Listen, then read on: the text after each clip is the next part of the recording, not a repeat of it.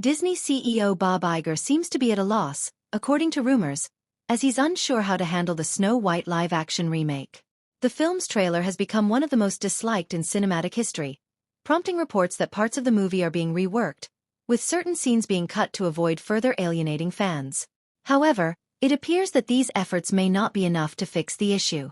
Iger himself is reportedly frustrated and skeptical about the production team's direction. It's left-wing policies hurt shareholders. In new SEC filing, Disney is now admitting that it's been slapped by its own customers for its far-left social and political agenda. Given the year Disney has had, the CEO is likely counting down the days to 2025. The company's challenges intensified in 2023 and 2024, but the real misstep began when Disney started adapting classical stories into live-action films while drastically altering their narratives to align with its vision of diversity, equity, and inclusion, DEI. Unfortunately, this approach backfired. Rather than promoting inclusivity, critics argue it became more about undermining certain demographics, particularly white men. By any measure, this has been an extremely turbulent period for Disney. Bob Iger has likely spent more time firefighting crises than focusing on strategic growth. It wasn't just one or two failures. It was flop after flop after flop. At this point, the company seems to have turned losing money into an art form. Adding to the irony, all of this has unfolded during Disney's 100th anniversary. A milestone that was meant to be a celebratory period but has instead become one of the worst years in the company's history. As if things weren't bad enough, Snow White, set for release in 2025, is shaping up to be an even bigger disaster. In March of 2022, $254 billion, a decline of, Vinny, you ready? They lost $196 billion in 1 year. What? $196 billion, a 56% drop-off. Reports indicate that the film has failed 5 test screenings, which is more than a red flag. It's a giant neon warning sign urging the project to be abandoned. Yet, Disney continues to push forward, desperately attempting to salvage what's left of this sinking ship. Public backlash, ongoing boycotts, and behind-the-scenes drama involving Rachel Zegler and Gal Gadot have turned the project into a hotbed of chaos.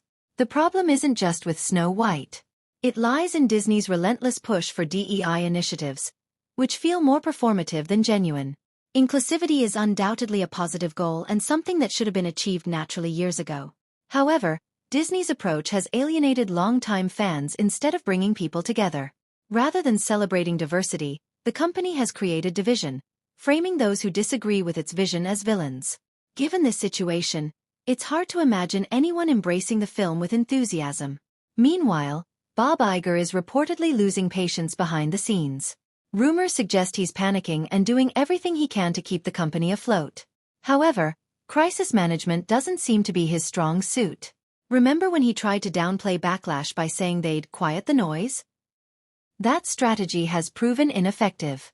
Fast forward 8 months, and Snow White is still causing headaches for the company. Iger's solution? Continue doubling down on DEI as though it's a magical fix.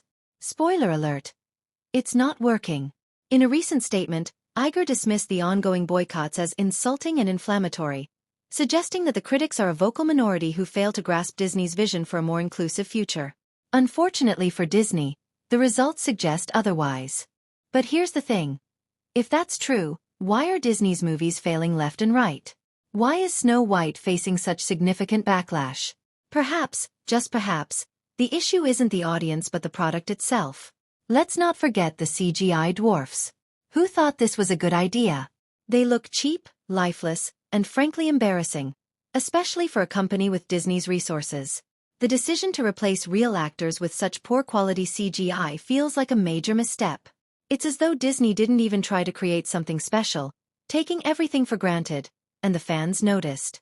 They undoubtedly noticed. Their story. How much money did Disney lose? Then last, what did it say? 200 and how much? Because what? They're having a problem with their content because the people that you're talking about, us against them, we're not buying that crap. In doing this, Disney has alienated the very audience that has cherished the legacy of Snow White since the 1930s. Every decision they've made seems to have created the perfect storm for a PR disaster surrounding this movie. The irony here is that Bob Iger, Disney's CEO, is supposedly preparing to retire in 2026, aiming to secure his legacy. Yet, at this rate, His legacy might end up being as the man who ran Disney into the ground. It's almost sad to watch. Almost. But then you remember all the blatant missteps, tone-deaf decisions, and the way the company keeps doubling down on bad ideas. It's hard to feel much sympathy. The situation has become so dire that even Disney's board of directors is reportedly losing patience. Some members have suggested skipping theaters altogether and releasing Snow White directly on Disney+. Honestly, that might be their best option at this point. While it wouldn't save the movie from being a disaster, it could at least mitigate some of the damage. The problem, however, lies in Iger's ego. He's determined to prove the doubters wrong, even if it means dragging the company through the mud in the process. But the trouble doesn't end with Snow White. This crisis isn't just about one movie. It's about Disney's entire approach to filmmaking. Fans feel that the company has completely lost sight of what once made it special. Instead of focusing on timeless storytelling and beloved characters, Disney seems preoccupied with pushing a political agenda. And let's be honest, it's not working. The audience sees through it and isn't buying what Disney is selling. Literally. Fixing this problem won't be simple. To make any real progress... First, I'll say, is any of it Bob Iger's fault? Of course it is. Right? But Bob Iger wasn't uninvolved in setting the stage for what was going to come after him. You know, you're not Bob Iger and then shocked and dismayed to figure out who they replace you with. Disney must stop pretending everything is fine when it clearly isn't. They need to own their mistakes, listen to their fans, and refocus on creating quality content. But knowing Disney, they'll likely continue forcing their agenda on audiences while blaming them for the company's failures, and then wonder why things aren't improving. At this rate, 2025 will be no different from 2023 or 2024. Disney's stubbornness is a key reason why some investors have accused the company of sabotaging itself with what they call a woke political agenda. The main criticism is that Disney has strayed so far from its family-friendly roots that it's now alienating its core audience. And in doing so, it's damaging its own shareholders. Adding to this drama is a 50-page letter from Reed Rubenstein, a former Department of Justice official and now a senior vice president at America First Legal, AFL. Rubenstein accuses Disney of promoting anti-police and anti-white content, claiming that their so-called virtue signaling is backfiring spectacularly. Since February 2021, Disney's market capitalization has plummeted by nearly 40%. That's correct. It has dropped from $341 billion to a mere $207 billion. To put this into perspective, it's like watching a grand mansion shrink into a modest fixer-upper. Rubenstein specifically called out certain Disney content that he claims promotes a woke agenda.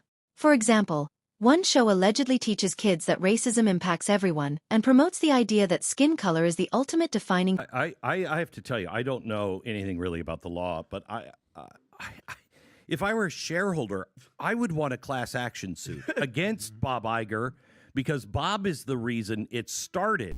Feature of a person's identity. While discussing racism isn't inherently problematic, critics argue that Disney's approach leans more toward indoctrination than education. Another example involves the controversial Muppet Babies episode. Gonzo, the quirky, offbeat bird-like character, is central to a storyline that Rubenstein claims is more about pushing an agenda than fostering acceptance. While Gonzo has always been a wild card, this plot twist has raised eyebrows among viewers. Marvel Studios hasn't escaped criticism either. Rubenstein's letter highlights a scene in Ant-Man and the Wasp: Quantumania where police officers are shown firing tear gas at peaceful protesters. According to Rubenstein, moments like this fan the flames of controversy by portraying law enforcement negatively, potentially alienating Disney's more conservative audience. So, what's the solution? According to the AFL, Disney needs to abandon its progressive agenda and return to its roots. Gene Hamilton, the AFL's executive director, stated that Disney has been pandering to an insatiable activist movement, steering the brand far away from its original charm. Instead of delivering timeless stories with universal appeal, the content now feels more like a lecture. What are your thoughts on Disney and Bob Iger's approach to promoting a progressive agenda? How has the audience reacted to this shift? Share your opinions in the comments below, and don't forget to subscribe for more insights on the backlash Disney has been facing. See you in the next video.